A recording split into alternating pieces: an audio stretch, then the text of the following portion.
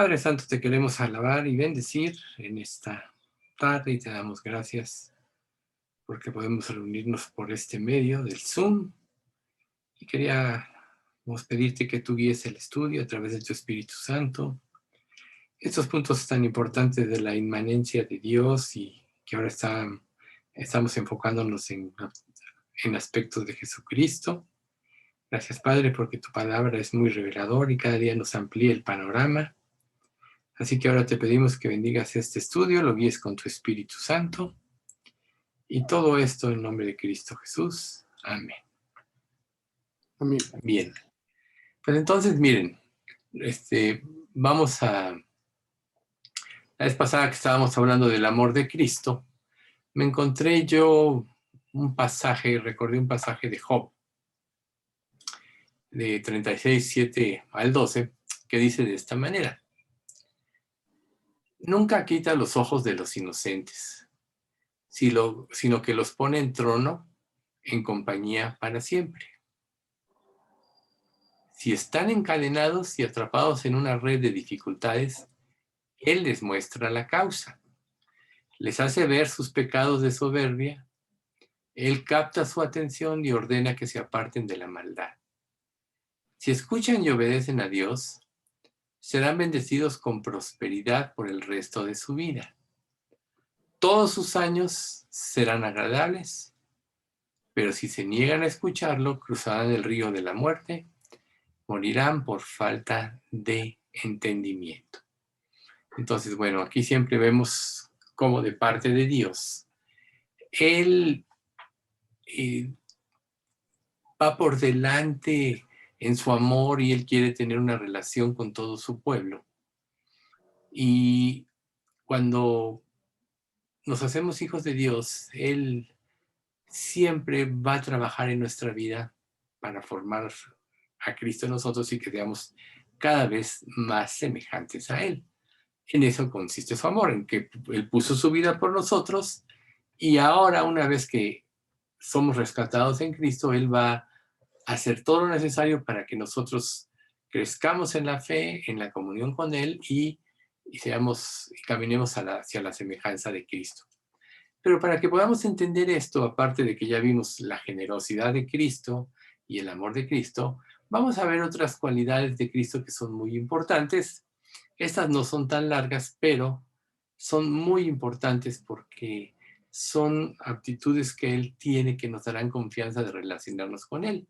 Y la primera de ellas es la bondad. O sea, Dios es un ser absolutamente bondadoso y clemente, y su amor también es bondadoso. Eso es algo muy importante. O sea, que Él siempre está a favor de nosotros y siempre está a favor de darnos todo lo necesario para que cumplamos su voluntad.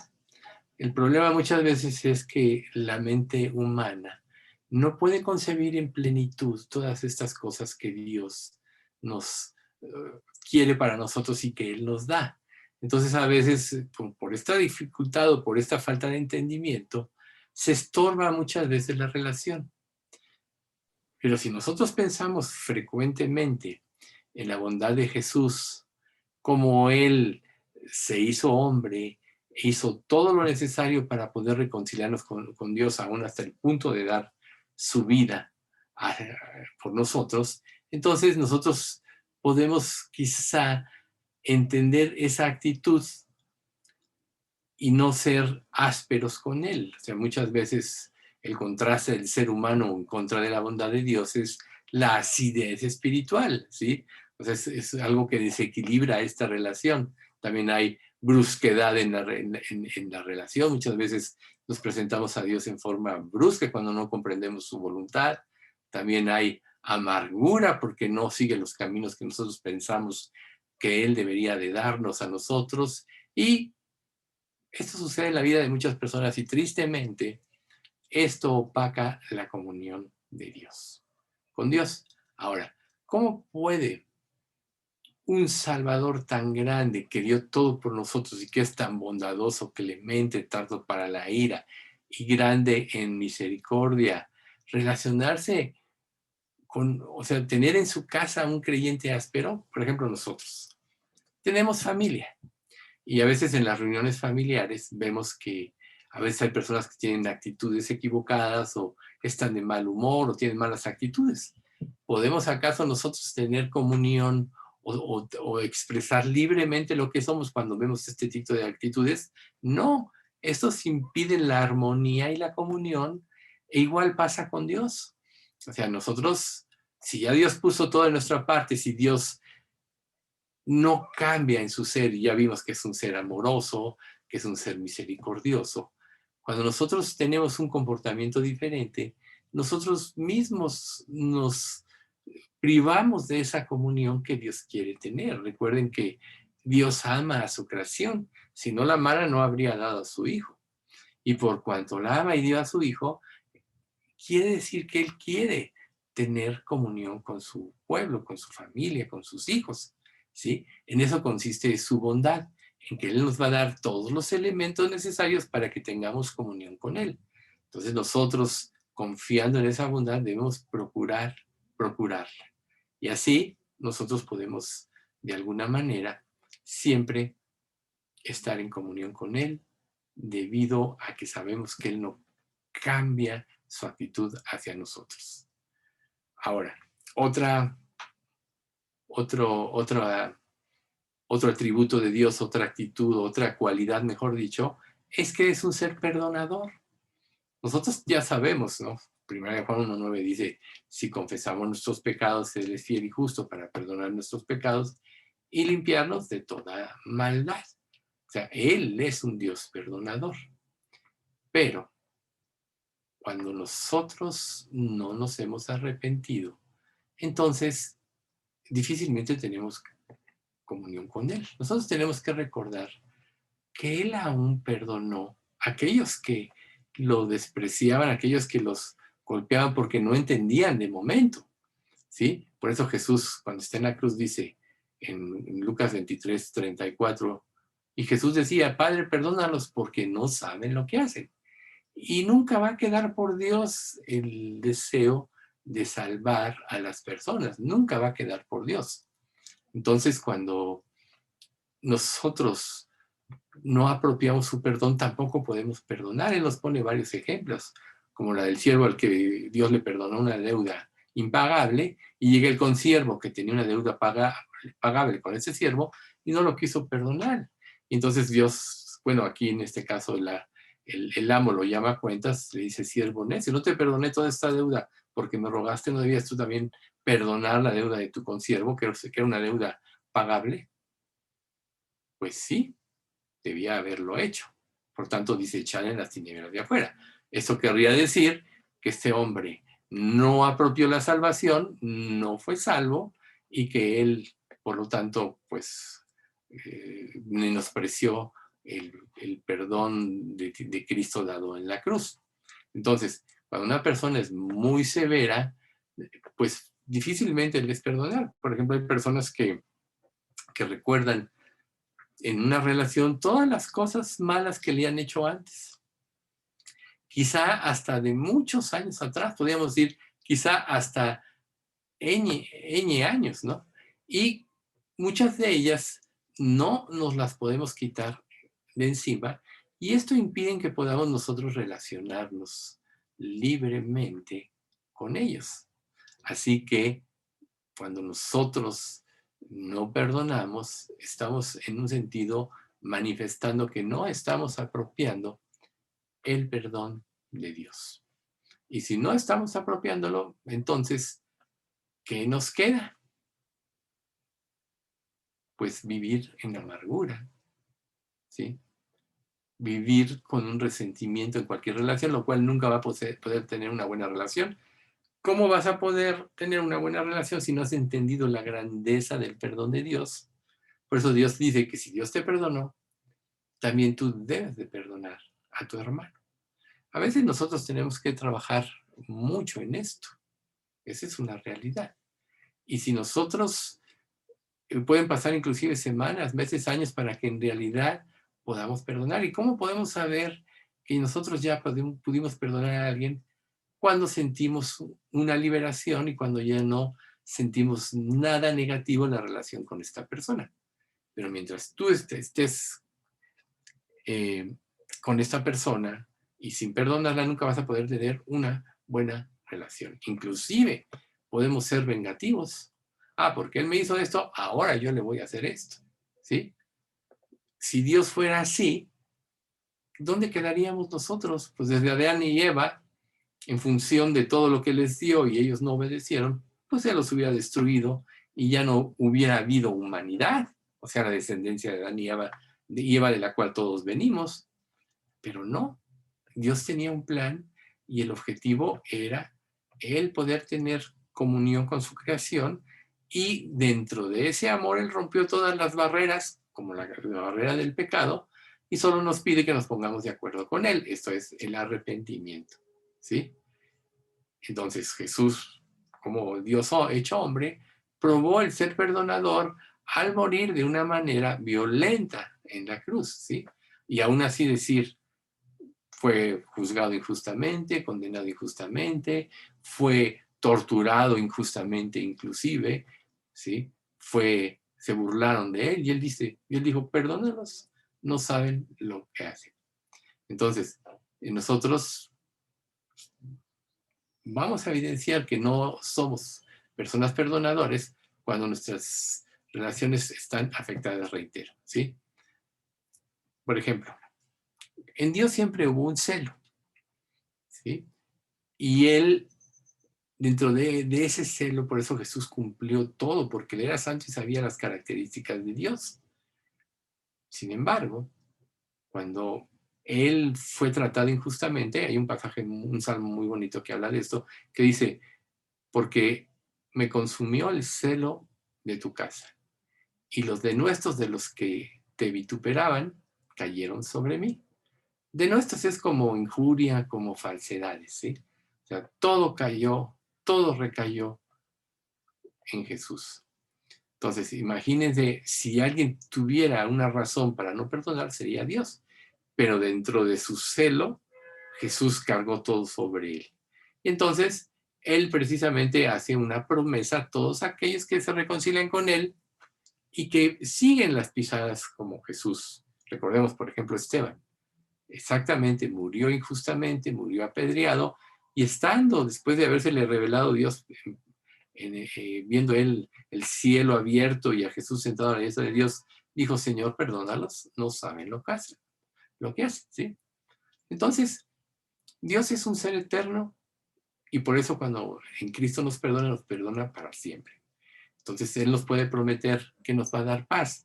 Por ejemplo, dice en Isaías 9:7, lo dilatado de su imperio y la paz no tendrán límite. Sobre el trono de David y sobre su reino, disponiéndolo y confirmándolo en juicio y en justicia, desde ahora y para siempre, el celo de Jehová de los ejércitos hará esto. O sea, confirmando en juicio y en justicia, el celo de Dios hará precisamente que se manifieste su grandeza y su perdón que no tiene límites. Por ejemplo, para que podamos entender un poquito más esto, vamos a comparar como la llama, como el fuego, ¿sí?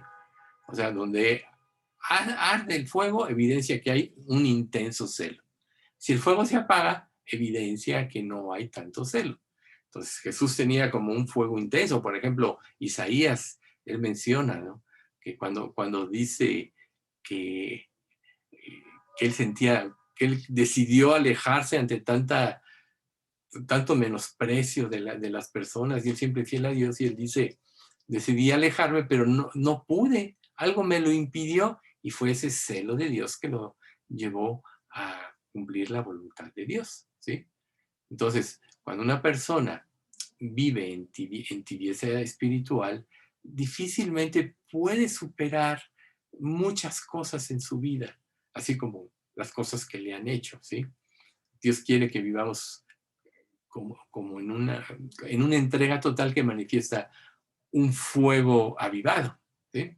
Entonces, los creyentes pueden pasar, como reitero, años, por ejemplo, en que acudan a una reunión a Cristo. Ha habido personas que pasaron más de un año sin acudir a una reunión de Cristo.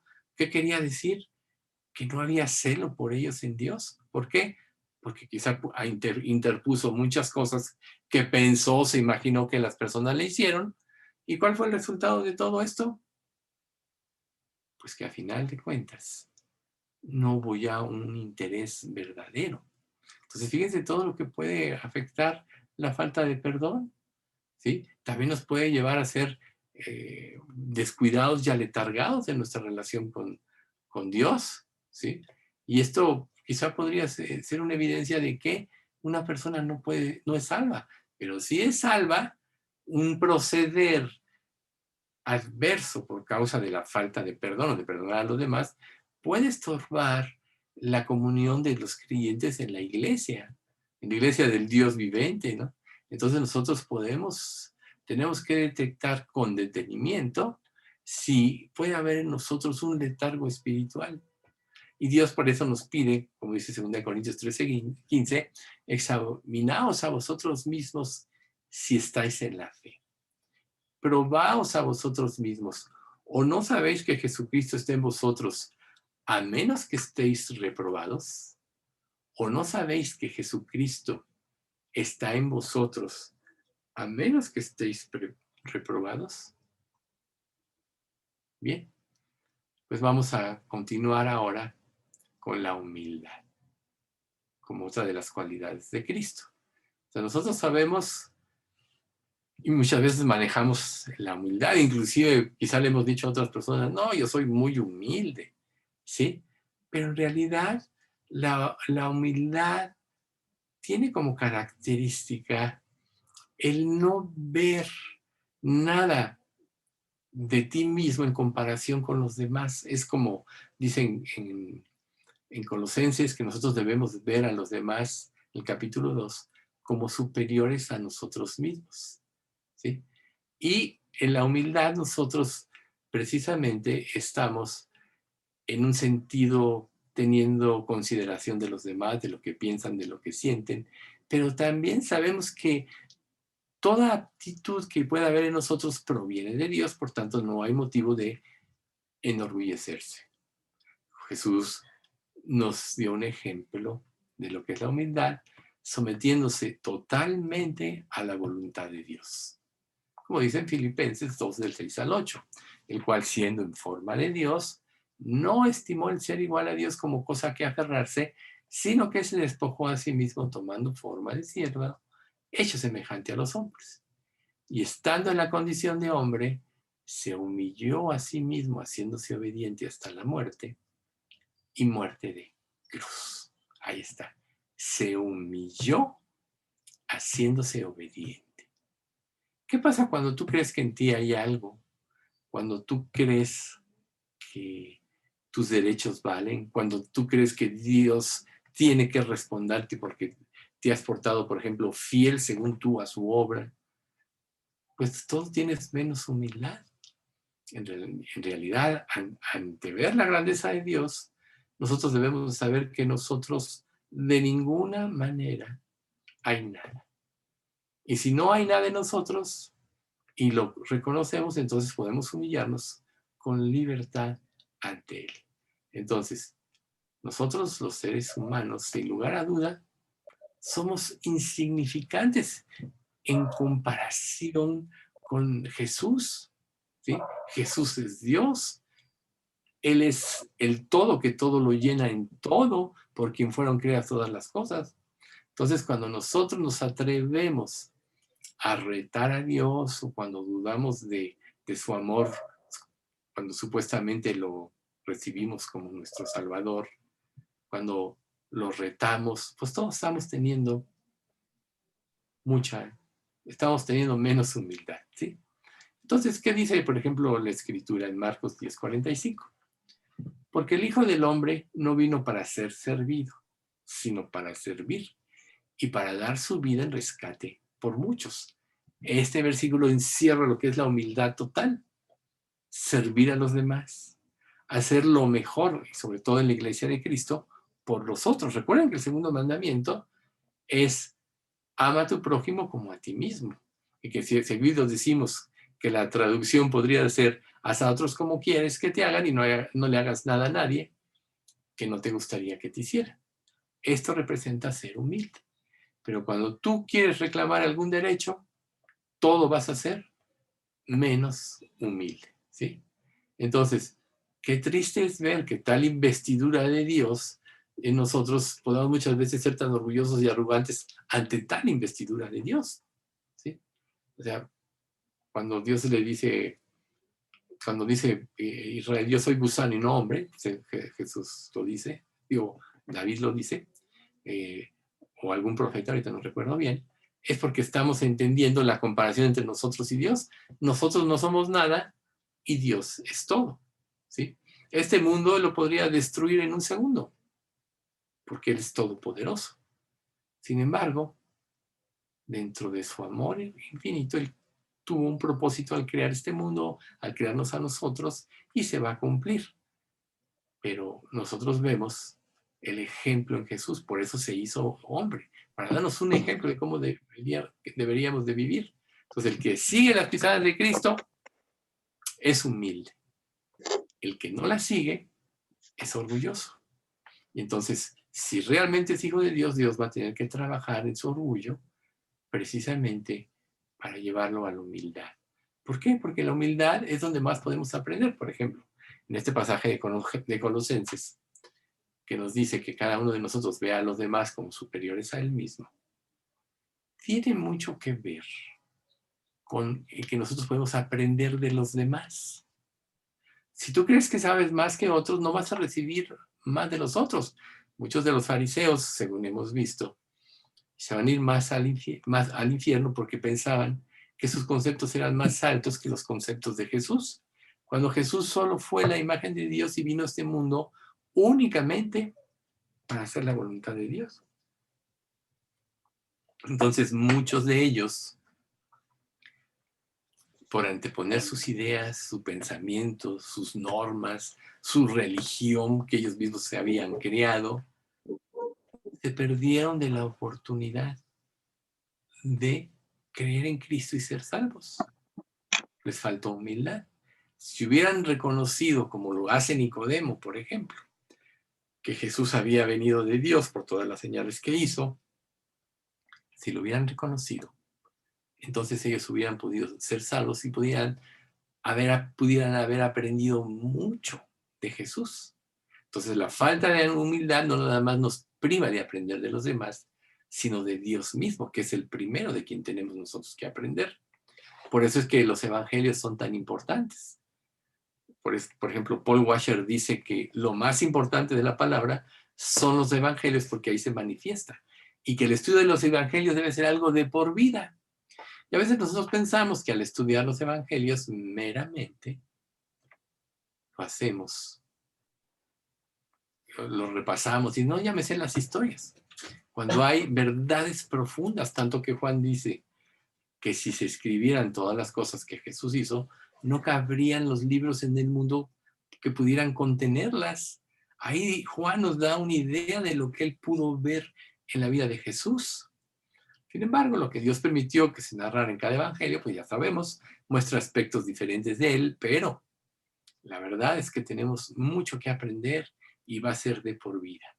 Por tanto, si somos humildes, seguramente Dios va a hacer en nosotros un trabajo de comprensión y mientras más veamos la grandeza de Dios, más veremos la insignificancia de nosotros como Job y más aprenderemos de Dios, ¿no? Recuerden Job 42. De oídas te había oído, mas ahora mis ojos te ven, por tanto me aborrezco y me arrepiento en polvo y ceniza. O sea, al ver la majestad de Dios comparado con su vida justa, recuerden que en el capítulo 1 Dios lo declara justo, Job mismo dice, me aborrezco. Ese es el ejemplo más grande de la humildad. Ahora, para que nosotros podamos tener todas estas características en nosotros, tenemos que ver otra cualidad de Cristo, o mejor dicho, ya fuera de las cualidades de Cristo, que es la justificación. ¿Por qué? Porque estábamos diciendo que mientras más vivamos para Cristo, más seremos semejantes a Él. Entonces, creer en la justificación es el principio de la semejanza a Dios. Entonces, aquí vamos a ver algunos puntos muy importantes, muchos de ellos ya sabemos, pero es importante repasarlo. Entonces, tenemos que enfatizar primeramente que ningún creyente es justificado por mérito propio. ¿Sabemos? Ya lo sabemos, Efesios. Por gracia sois salvos por medio de la fe, y esto no de vosotros, pues es don de Dios. Sino por la fe en Cristo va a ser justificado. ¿Sí? Por eso es no por obras para que nadie se gloríe. Aquí este versículo nos da en amplitud la comprensión de este concepto. Entonces, para entender nosotros, o sea, para que nosotros podamos entender la grandeza de Dios, tenemos que reconocer que en nosotros no hay nada, sino todo lo contrario. Merecemos estar separados por siempre de Dios, que es un ser santo. Pero al enviarnos Dios a su Hijo y darnos la oportunidad de ser justificados, entonces estamos confirmando, estamos ratificando que en nosotros no hay nada. Entonces pregúntate, ¿por qué en tu vida cristiana a veces tú piensas que mereces algo? Realmente no merecemos nada. Y porque Dios nos da lo que creemos que merecemos, podemos hasta enojarnos con Dios. Pero ¿qué pasa si creemos que nosotros no merecemos nada? Lo que Dios nos debe hacer mucho. El que piensa que no merece nada, lo que Dios le debe hacer mucho. Pero ¿por qué muchas veces nosotros no comprendemos o estamos inconformes de cualquiera que sea nuestra situación? Precisamente por no entender este concepto. Dios lo es todo y todo se lo debemos a Jesús. Y si no merecemos nada en esta vida, entonces lo que Dios nos debe hacer mucho, pero lo más importante es que cuando Dios empieza a revelar en nuestra vida y empieza a mostrarnos las riquezas de su gracia, entonces empezamos a ver que la justificación y la regeneración empieza a traer en nosotros una transformación a la semejanza de Cristo en progreso o en aumento de acuerdo a nuestra obediencia. Esa va a ser nuestra verdadera felicidad. ¿Sí? Ahora, nosotros tenemos que entender que en la regeneración, en el nacer de nuevo, somos como bebés, ¿sí? Somos como Cristo, pero la regeneración de sí no perfecciona, no nos lleva a la imagen de Cristo. ¿Qué es lo que nos va a llevar a la imagen de Cristo? En la medida que seamos fieles a Dios, en la medida que tengamos fe en su propósito, en la medida que confiemos en su voluntad, y entonces esto nos llevará a seguir el camino de su voluntad, y entonces en esa medida seremos cada día más semejantes a Dios. Imagínense ustedes si Cristo no hubiera seguido cumplidamente el camino de la voluntad de Dios, ¿qué hubiera sucedido? Con él no hubiera podido ser el autor de la salvación, ni hubiera podido mostrarnos al Padre. Pero por cuanto fue íntegro en seguir la voluntad de Dios, pudo decirle a Felipe: el que me ha visto a mí, tanto tiempo he estado con vosotros, Felipe, y no has conocido al Padre. El que me ha visto a mí, ha visto al Padre, porque Cristo era el reflejo del Padre. Y así Dios quiere que una vez que nosotros somos regenerados, que nosotros somos hechos ya semejantes a Cristo en principio, que por medio de nuestra vida cristiana vayamos siendo perfeccionados y seamos cada día más y más semejantes a Cristo. En Éxodo 34, del 28 al 29, dice, hablando de Moisés: y él estuvo allí con Jehová 40 días y 40 noches. No comió pan, ni bebió agua, y escribió en tablas las palabras del pacto, los 10 mandamientos. Y aconteció que cuando descendiendo Moisés del monte Sinaí con las 2 tablas del testimonio en su mano, al descender del monte, no sabía Moisés que la piel de su rostro resplandecía después de que hubo hablado con Dios. ¿Ven ustedes? O sea, Moisés era el reflejo de Dios. El reflejo absoluto de Dios. porque estuvo con él y reflejaba esa gloria. Claro, nosotros sabemos, como lo dice más adelante, que esa gloria se fue desvaneciendo, pero la evidencia del contacto de Dios constante, una comunión cada día más íntima y estrecha, va haciendo que nosotros reflejemos a Dios como Cristo lo hizo. Si no, en 1 de Juan 4:17 no diría, como Él es, así somos nosotros en este mundo. O como dice Pedro, Jesús piedra viva, nosotros como piedritas vivas, como piedras vivas, edifiquémonos en sacerdocio santo. O sea, Cristo era la piedra viva y todo creyente es como una piedrita viva. Pero el resplandor de la gloria de Dios se da en la medida que nosotros vamos confiando en lo que Cristo hizo por nosotros en la cruz, vamos confiando en que nosotros no hay nada y que a Dios le corresponde toda la gloria. Y si a Dios le corresponde toda la gloria, ¿por qué buscas tu propia gloria? Por ejemplo, para entender más profundamente este concepto. Es como un pintor que empieza a pintar un cuadro. Al principio solo se van a ver líneas o bosquejos y no vas a entender lo que el pintor quiere expresar a través de esta pintura. Pero en la medida que él va avanzando en esta pintura, empiezan a verse los contornos y empezamos a tener una idea. Y cuando vamos a ver con claridad la idea del pintor, ya sea un paisaje, un rostro o lo que sea, cuando se ha terminado el cuadro. Así sucede con un creyente. Cuando recién somos regenerados, somos como bebés espirituales y empezamos a crecer. Y todavía venimos arrastrando muchos aspectos de nuestra vida pasada. Pero en la medida que Dios nos va perfeccionando, en esa medida, nosotros cada día vamos siendo más semejantes y la gente empieza a ver actitudes de Cristo en nosotros, ¿sí? Y empezamos a reflejar con más claridad. Pero ¿qué pasa si alguien no entiende esto y todavía demanda de su propia vida vivir cosas de acuerdo a su voluntad, de acuerdo a sus deseos egoístas, de acuerdo a las vanidades ilusorias en las que vive? No va a reflejar a Cristo, no va a ser un testimonio de Cristo, no van a ser creíbles las palabras que Él diga. Entonces es muy importante que nosotros confiemos plenamente en Cristo para que vaya en nosotros creciendo esa manera de ser semejante a Cristo, ¿sí? Solo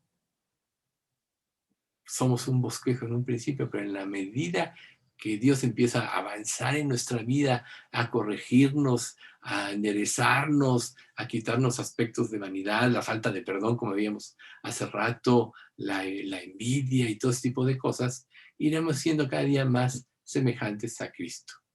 Primero empieza a ser como un destello. Y luego, mientras vamos creciendo, se comienza a perfeccionar en nosotros la misma imagen de Cristo.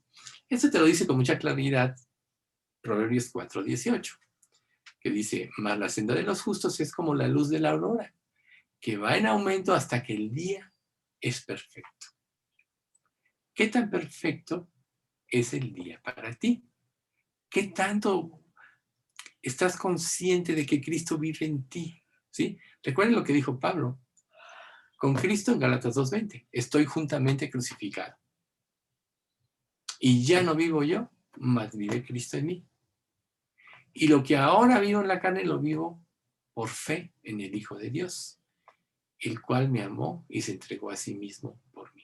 O sea, Pablo, a estas alturas, él ya reflejaba el rostro de Cristo con mucha claridad. Pero la clave era, ya no vivo yo, mas vive Cristo en mí. Y lo que me compete de esta vida en la carne, todo lo vivo por fe en lo que Él promete o por fe en seguir las instrucciones que Él da en su palabra, ¿sí? Entonces nosotros deberíamos de preguntarnos, ¿cómo puede manifestar Dios continuamente su presencia ante un ser orgulloso, arrogante, cuando Él es tan manso y humilde? ¿Cómo puede Dios manifestar su presencia? Por eso primero tiene que quitarnos todo ese tipo de cosas y lo va a hacer a través de las pruebas en nuestra vida. ¿Cómo puede Dios manifestarse al tibio y al descuidado cuando Él es tan celoso? Estamos viendo que Dios es celo con su consumidor, que el celo por la casa, hablando de Jesús, consumía a Jesús, ¿sí? Pero al tibio y al descuidado, al que no le importa si está siguiendo la voluntad de Dios, sino que sigue sus propios principios, ¿cómo puede un Dios o cómo puede manifestar ese gran Dios? Recuerde que Israel fracasó en su encomienda de ser un testimonio al mundo de Dios. La idea de crear el pueblo de Israel es que el mundo conociera a Dios a través de este pueblo, y fracasó. Ahora Dios le dio la encomienda a su iglesia. Entonces, ¿cómo puede una persona creer en Dios si es una iglesia soberbia, altiva, que solo busca sus propios beneficios y no es mansa y humilde? Bien, ¿cómo puede Dios ser? O sea, ¿cómo puede una persona que es dura y descuidada compararse ante un Dios perdonador que todo lo dio por nosotros? Porque dio lo que más amaba, dio a Jesús por quien hizo todas las cosas. ¿Cómo una persona se puede atrever a no perdonar una deuda pagable cuando Cristo en la cruz murió por él y Dios le perdonó al tener fe en él una deuda impagable? Acuérdense de los dos deudores que ya lo mencionamos ahorita. ¿Cómo puede ser? ¿Cómo puede una persona ser áspera y rígida en su relación con los demás cuando Dios es un ser totalmente bondadoso? ¿Sí? Recuerden que cuando le maldecían, no respondía con maldición. Cuando padecía, no amenazaba, sino que encomendaba su alma al que juzga justamente. Primera de Pedro 2:23. ¿Sí? O sea, eso es un ejemplo de una persona bondadosa. Él no apelaba a la justicia en este mundo, sino se le encomendaba a Dios. Si no, se hubiera vengado Jesús por su propia cuenta. Pero por cuanto todo se lo encomendaba a Dios, ¿qué creen que hizo Dios? Ya lo sabemos. Le dio el juicio a Cristo. El único ser capaz de juzgar es Cristo, porque Dios le dio el juicio a Cristo, y y va a ser bondadoso con todo aquel que cree en él y siga sus caminos. Cuando una persona, por ejemplo, es calculadora, llena de orgullo, que aún en su entrega está midiendo hasta dónde se entrega, ¿no? Y pone muchos peros para seguir su vida de comodidad o su propia voluntad. Cuando Cristo lo dio todo al morir por nosotros, recuerden, ya lo vimos ahorita, el cual siendo en forma de Dios, no estimó el ser igual a Dios, sino que se despojó a sí mismo, tomando forma de siervo, hecho semejante a los hombres. ¿Te has despojado tú de tu propia persona para hacer la voluntad de Dios? ¿O todavía te ves a ti mismo en todo y tus intereses por sobre los de los demás, máxime sobre los de Dios? ¿Sí? Sí, cuando un creyente vive de esta manera, quiere decir que todavía tiene que superar muchas cosas. ¿Cómo una persona así podría tener comunión con Dios, que es humilde, que es celoso y perdonador, que es bondadoso, que es clemente y misericordioso? ¿Cómo puedes tú tener comunión si no crees en estos aspectos de Dios? ¿Sí? Entonces, cuando Jesús estuvo aquí en la tierra, estuvo él prácticamente en el seno del Padre porque siempre hizo su voluntad. Por ejemplo, en Juan 1:18 dice, a Dios nadie le vio jamás. El unigénito Hijo que está en el seno del Padre, Él le ha dado a conocer. ¿Sí? Entonces, Él siempre se refugió en Dios. Siempre dependió de Él para todo y en todo. Y es lo que nosotros tenemos que aprender.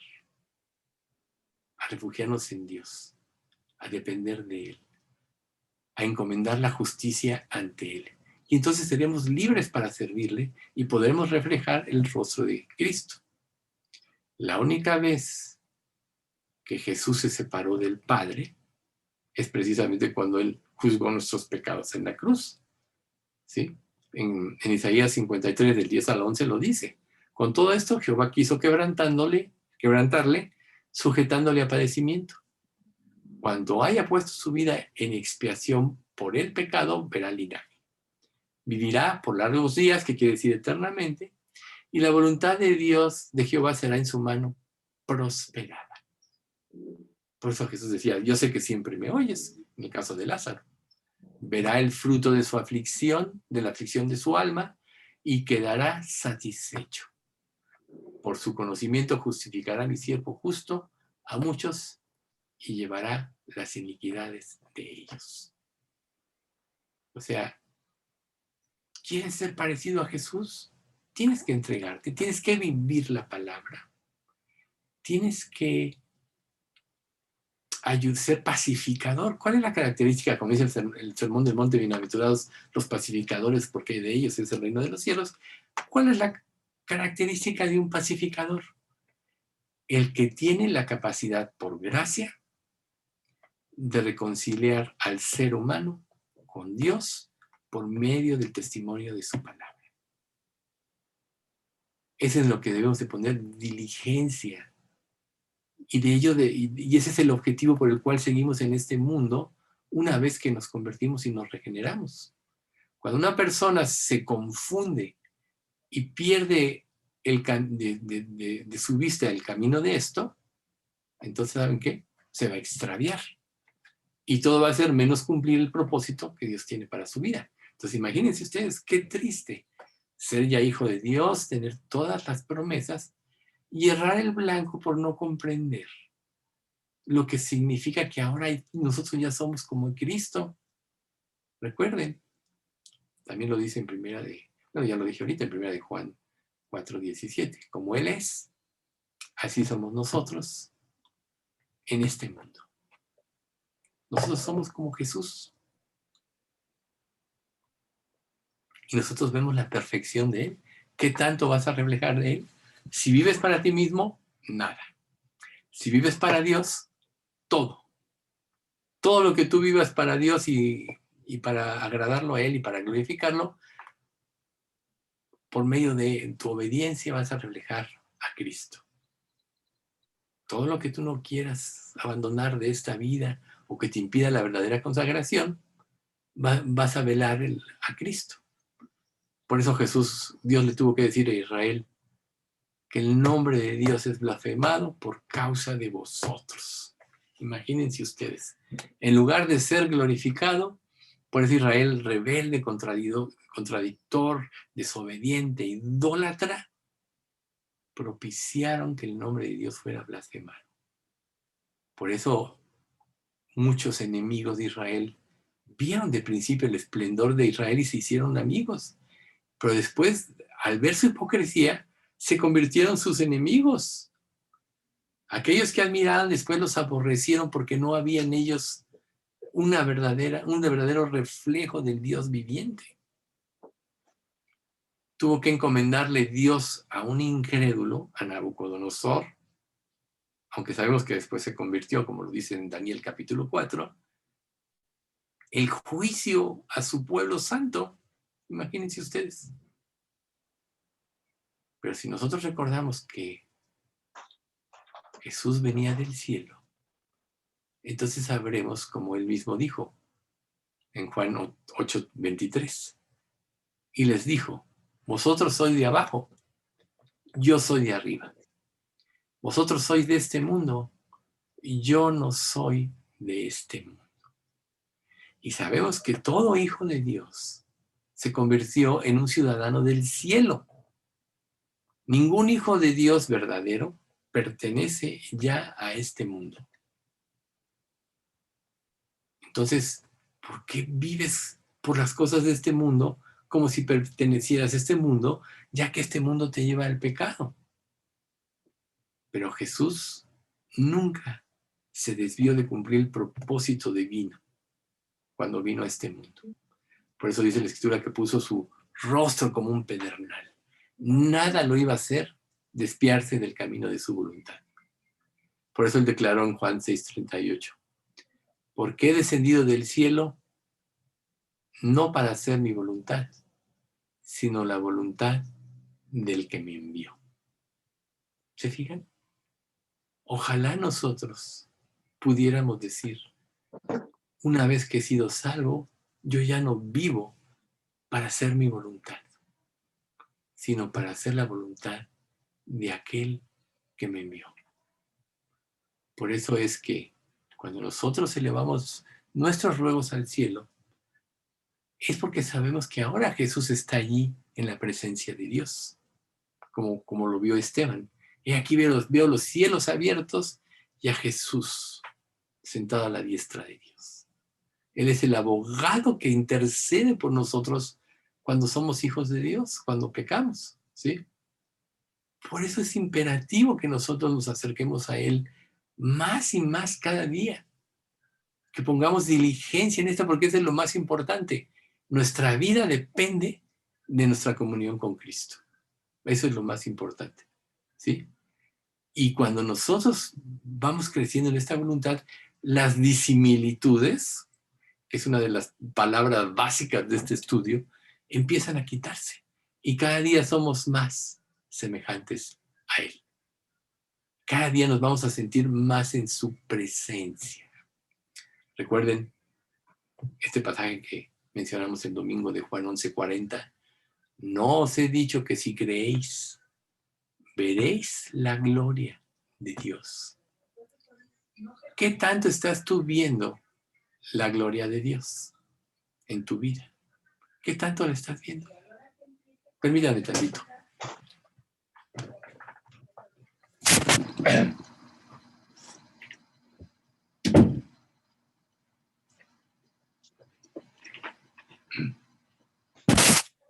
Es que ni en este micrófono ni yo me oigo.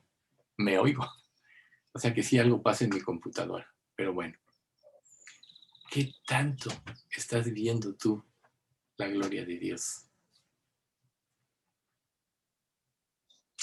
Entonces, cuando una persona es salvo, Dios entra en su corazón y su presencia está en él a través del Espíritu Santo. Como dice en Romanos 8:9. Mas nosotros no vivís según la carne, sino según el Espíritu. Si es que el Espíritu de Dios mora en vosotros, si alguno no tiene el Espíritu de Cristo, no es de él. No tienes conectadas las bocinas, tú no oyes a nadie. No, ni a mí me oigo. No sé cómo está y luego lo veo. Era lo que te iba a explicar, Oscar. A ver, permítame un momentito.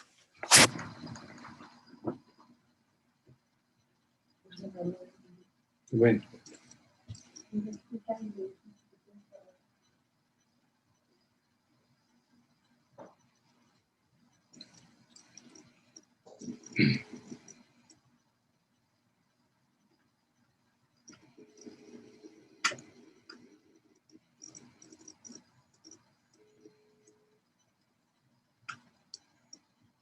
Hey, a ver, Osquita, ¿cómo puedo conectar mis bocinas?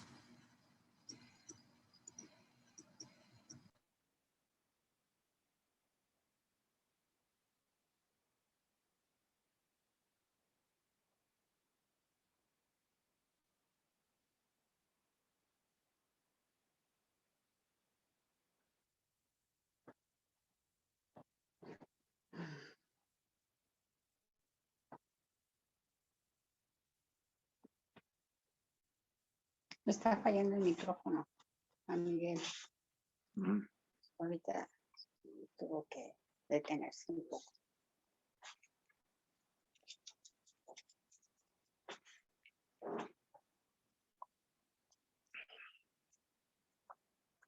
No lo tengo puesto a él porque ya no quise moverle. Porque por teléfono me explicó dónde picarle para oír. Ok, ya quedó la palomita ahí en salida integral. Iván, tú no me decías, tú pícale en la esquinita. ¿Cómo? Enseñaste ni la marca.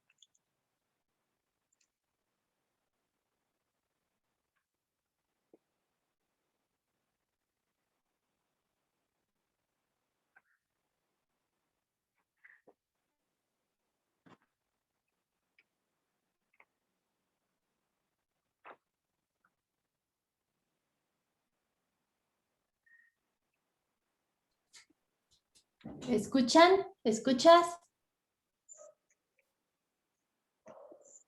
Sí, Denis, yo sí te escucho, creo que te escuchamos, ¿no? Sí, sí escuchamos.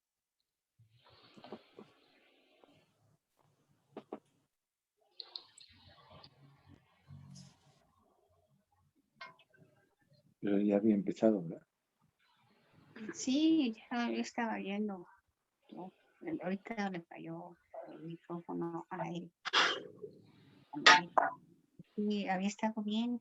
Él no se oía. No sabía si lo estábamos oyendo.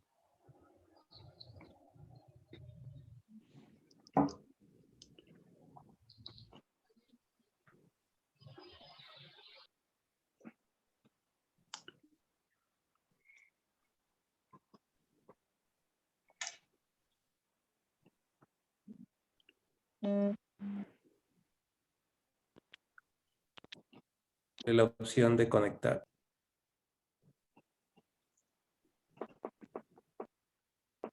¿Cómo que fue? ¿Eh? ¿Fue rápido? Sí. Digamos, bueno, que buen cliente. Pero ya tenía desde noviembre del 2020. Que no- No es tanto. Otros han dejado toda la pandemia. ¿Me escuchas? Sí. Sí, Denis. No Sí, está te bien el escuchamos. micrófono, ¿no? Sí, sí te escuchamos, Dani.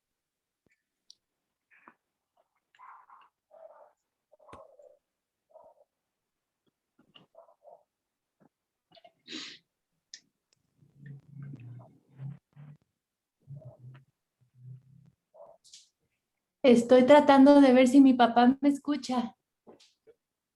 Ah, ok.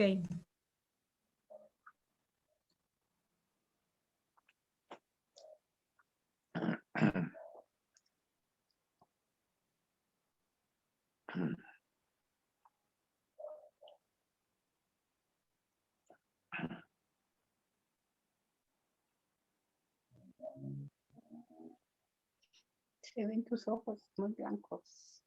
Muy blanco lo blanco. A veces no se ve tan blanco. Vean. ¿Será porque ya oscureció? Porque Pero la flechita, ahí. A ver, habla tú. ¿Me oyes? No, no te oigo. Sé que se quitó todas. O sea, ya abrí mi audio. Todos me oyen ahorita, ¿verdad? Pero estamos Sí, checando te esto. Perdón, un escuchamos. momentito. Sí.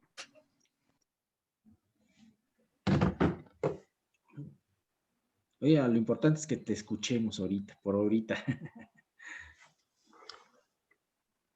Es que estaba pensando para las preguntas del final, por eso. Dar silenciar el micrófono. Pues las Ahí, preguntas pues, se pueden hacer por chat si no Exacto. escuchas. ahí me están oyendo. Ahí te oímos ahorita. el micrófono. Y en tu micrófono hay que actuar, hay que... La parte de abajo. Bueno, ok. Pues sí, yo ahorita ya se fue el tiempo. Bueno, disculpen ustedes. Estábamos tratando de arreglar este asunto, pero quién sabe qué pasó con mi computadora. Porque yo sí los oigo y Nosotros sí te oímos. no oigo a nadie de ustedes. Ni me Nosotros oigo sí yo te mismo, oímos, pero Miguel. bueno. Está bien. Nosotros sí oímos. Estábamos diciendo, mas vosotros no vivís según la carne, sino según el Espíritu, si es que el Espíritu mora en vosotros. Si alguno no tiene el Espíritu, no es de él.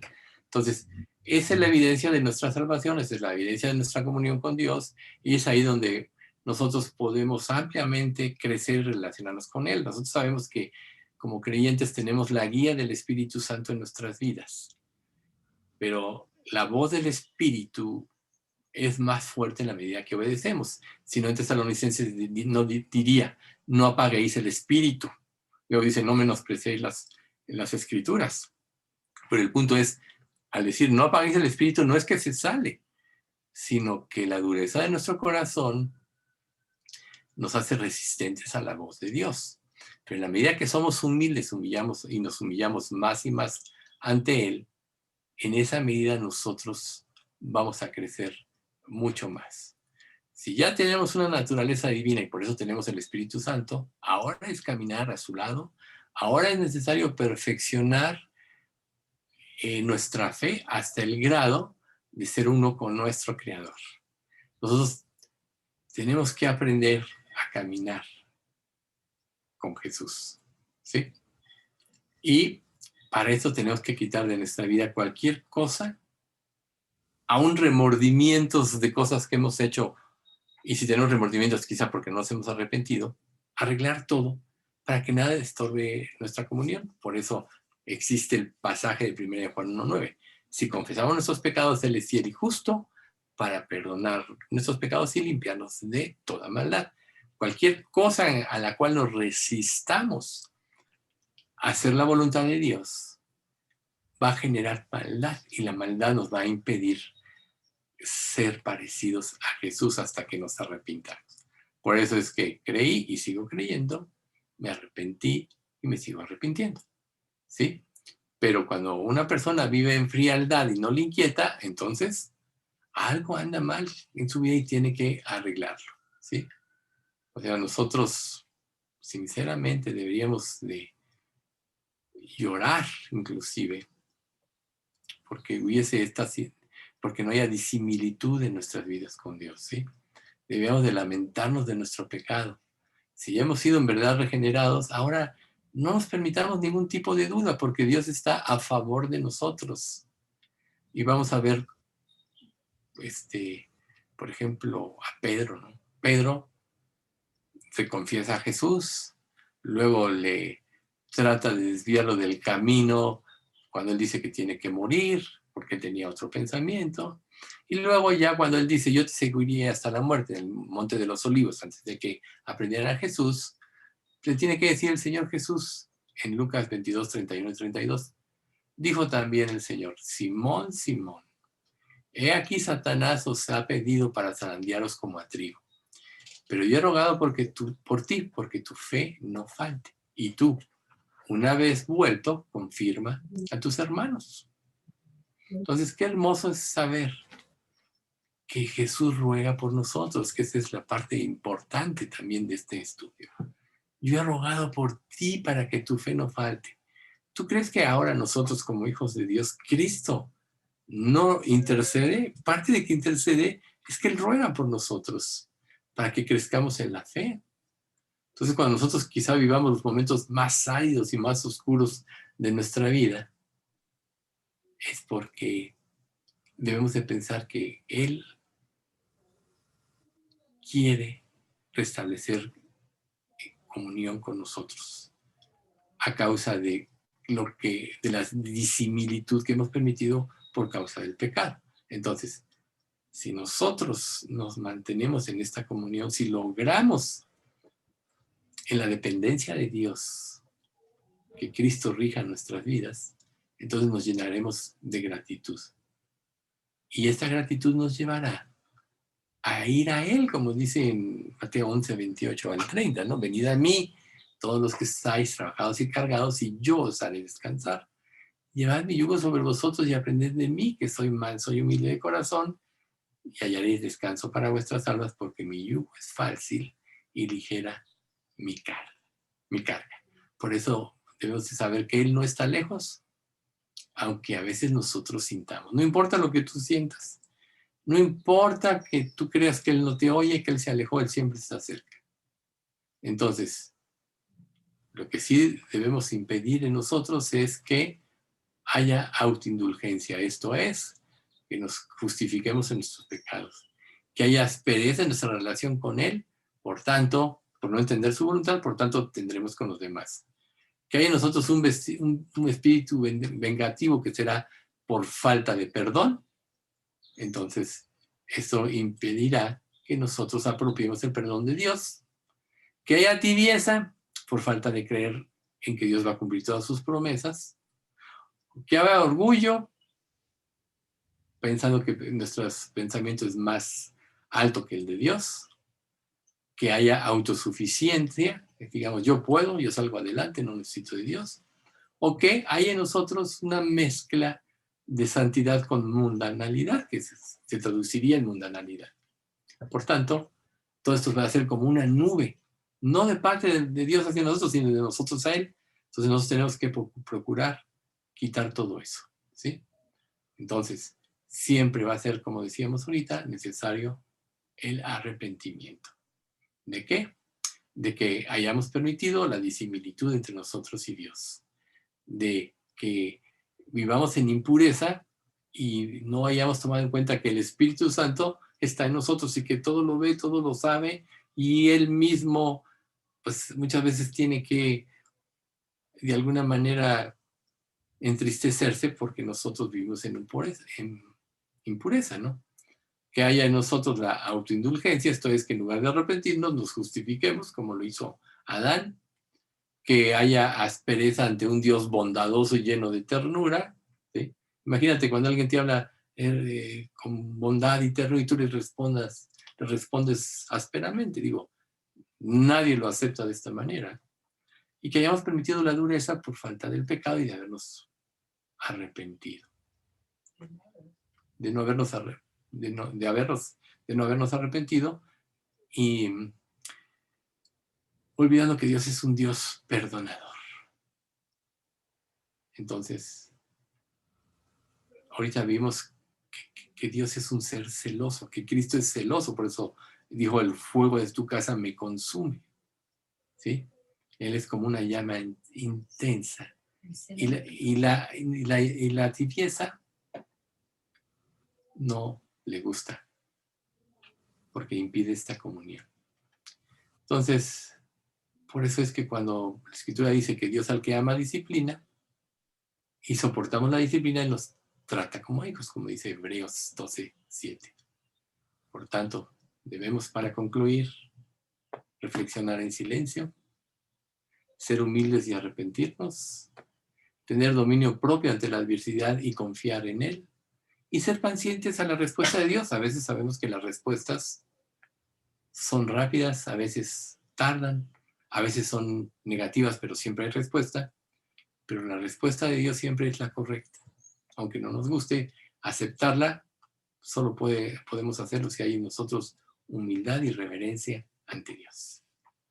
Bien, pues aquí terminamos esta parte de la inmanencia. Primero Dios, ya el próximo miércoles empezaremos a ver de una forma más amplia la santidad de Dios, que es algo muy importante. Porque hemos tocado este punto varias veces. Tenemos que ahondar en la santidad de Dios para que nosotros podamos aprender a vivir una vida santa como Él quiere. Vamos a dar las gracias. Padre bendito, te queremos agradecer mucho por este estudio. Gracias, Padre, por todas tus bondades. Y aunque fue un poco interrumpido a causa de un problema técnico, te pedimos, Señor, que todas estas verdades estén presentes en nuestro corazón y meditemos en ellas para que tú, Señor, en tu bondad infinita, sigas formando a Cristo en nosotros y nos des todo lo necesario para acabar victoriosos. Como tú prometes en Filipenses 1:6, que si tú comenzaste en nosotros la buena obra, la perfeccionarás hasta el día de Jesucristo. Confiamos en ello, Señor, y confiamos en que tú actuarás en nuestra vida aún a pesar de nosotros, mostrándonos siempre, aún a través de la disciplina, el camino de tu voluntad. Bendice a nuestra iglesia, Señor. Hoy queremos pedirte especialmente por la sobrina de Rosita y su familia, que ya parece que su hijo también y su esposo están contagiados. Que tú, Señor, los sanes, pero que sobre todo uses esta prueba para que realmente se conviertan. Y si ya son conversos algunos de ellos, pues tú, Señor, purifica sus vidas. Sabemos que cada prueba tiene ese objetivo. Bendícelos. Te pedimos también por la recuperación de Ceci. Y Señor, pues gracias por habernos dado este lugar en el Hotel del Prado, que ya estuvimos ahí el domingo y pudimos comprobar los que asistimos la manifestación de tu Santo Espíritu. Pues, Señor, ahora tú sigue bendiciendo este lugar y a nuestra iglesia y quita todo impedimento, Señor, para que podamos reunirnos todos como creyentes y ser edificados unos a otros y estimulados al amor y a las buenas obras. Gracias, Padre, te pedimos todo esto en nombre de Cristo Jesús. Amén. Bien, ahora, pues,